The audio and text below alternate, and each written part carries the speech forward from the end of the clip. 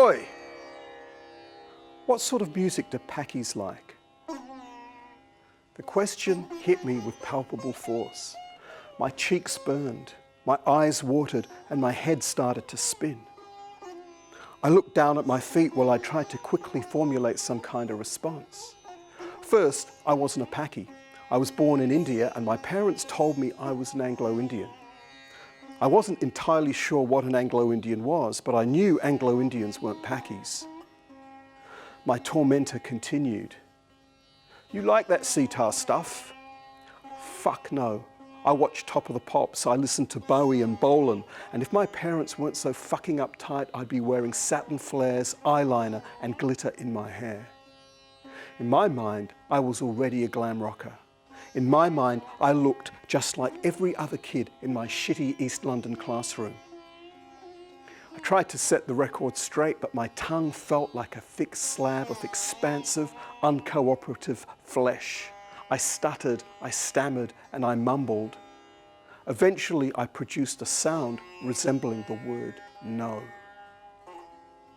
I can no longer remember exactly when this event occurred, but its memory still triggers the corporeal experience of humiliation. For me, my friend's direct reference to my visible phenotypical difference from my peers shattered a fantasy by precluding me from constructing certain kinds of identities. I could never be a starman, not even in my mind's eye. Many of the working class English kids in my neighbourhood, Plaistow, London, E13, had a particularly low tolerance for Packies. I lived in East London during the time of the National Front, a time when Packie bashing was the favourite pastime of skinheads, and a time marked by the speeches made by the overtly racist Conservative politician Enoch Powell. These people did not make fine distinctions between different groups of brown-skinned people from the subcontinent. Indians, Packies, Bengalis, Ugandan Asians, Anglo-Indians. We were all fucking Packies to them. So, what music do Packies like?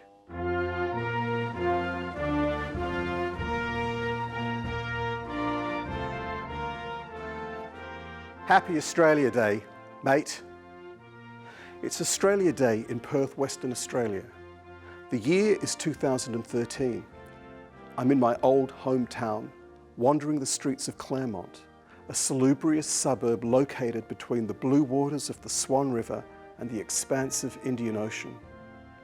I'm looking for a seafood restaurant, part owned by two former football players, Andrew Embley and Dean Cox, members of the West Coast Eagles team that won the AFL Premiership in 2006. I'm a football tragic and often find myself going to absurd lengths to support my team. Enough said about that. The salient point here is that Claremont is far from my home turf.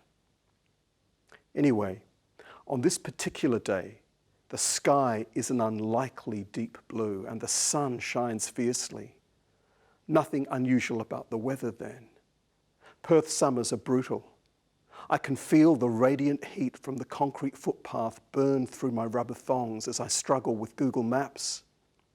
I'm with my mother and adult son, 3 brown-skinned people from the other side of the river.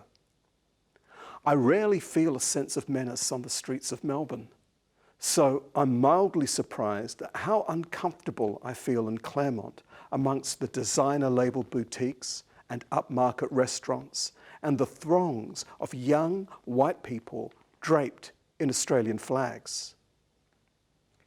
Happy Australia Day, mate, she said.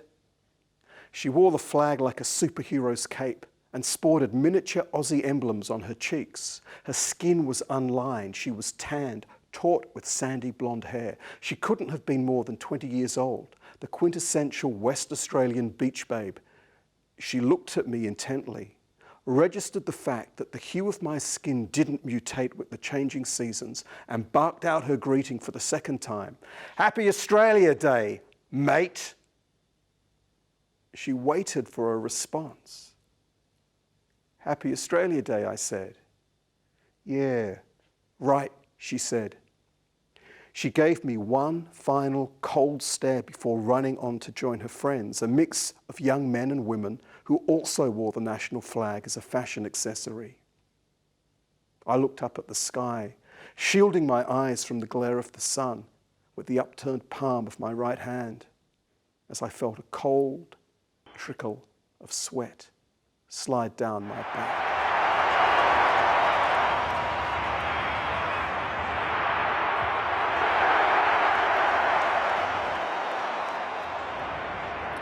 It's Sunday, the 6th of September, 1998. I'm sitting amongst a large group of hostile Western Bulldogs fans in one of the nosebleed seats at Australia's sporting mecca, the Melbourne Cricket Ground. I'm there to support the West Coast Eagles, who are playing an elimination final against the Bulldogs in the Australian Football League. Since their entry to the competition in 1987, the Eagles have contested 3 grand finals at this point in time, winning the Premiership Cup in 1992 and 1994. I attended the first official Eagles game in 1987 on the invitation of a friend appalled by my ignorance of Australia's national game. I became an instant convert and have remained a staunch Eagles fan since that fateful day. The Western Bulldogs haven't been so lucky. They won their last and only premiership in 1954. They haven't tasted a lot of success in recent years, so today's final is a big deal for Bulldogs fans. They are pumped, and the noise in the stadium is deafening as their players run through the banner. The on-field battle, which I observed from my stratospheric vantage point, is not going too well. Today, the mighty Eagles look to have had their wings clipped by a faster, slicker, hungrier team. As I recall, the game is all but over by quarter time. But this is not the sole cause for my despair.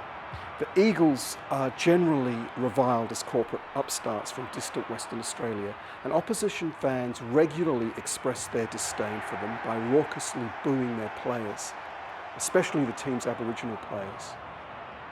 The boisterous Bulldogs fans are especially vocal today, and many of their number, in my immediate vicinity, let fly with a torrent of racially abusive epithets directed at one of my favourite players, Chris Lewis. There's this one guy who is just a bit louder than the rest, and his words burn into my ears. He screams, "Fuck off back to Perth, you black cunt. You're as weak as piss, you fucking bung." Lewis obviously can't hear this volley of hateful racial abuse, but I have little doubt he's in earshot of similar utterances coming out of the mouths of some of his opponents on the park, and almost certainly out of the mouths of those spectators on the perimeter of the playing arena. I turn around and glare at the man who I identify as the most spiteful offender. He's thin, wiry, with flecks of grey in his stringy long hair. He wears a threadbare bulldog scarf and is flanked by 2 young kids. They don't look any older than 10. He meets my stare and mumbles something under his breath. The game continues. The Eagles are now truly in trouble. They are getting flogged, and the vitriol directed at Lewis increases in volume and intensity with every goal piled on by the relentless Bulldogs. At half-time, my sister, who is sitting in a different part of the stand, walks over to me and asks whether I'm enjoying the game. I tell her, no, I'm most certainly not having a good day, and I'm getting fed up of hearing so much racist bullshit. I don't remember my voice being especially loud, but no sooner had I uttered my response than the guy standing a few rows behind me with his kids makes aggressive strides towards me, leaving his children with looks of concern and distress on their young faces. "What you say, you fucking cunt?" The next few moments are lost in time. I think the man threatened to throw me off the stand onto the ground way below before 2 big burly security guards appeared and threatened to throw both of us out of the ground for causing a disturbance. Everything became a blur after that point. The game went on. The Eagles lost by an embarrassing margin, and the racial epithets kept flying. and I can still feel my blood pressure rise whenever I recall this incident, which is now a distant event. Go, you bloody Bulldogs.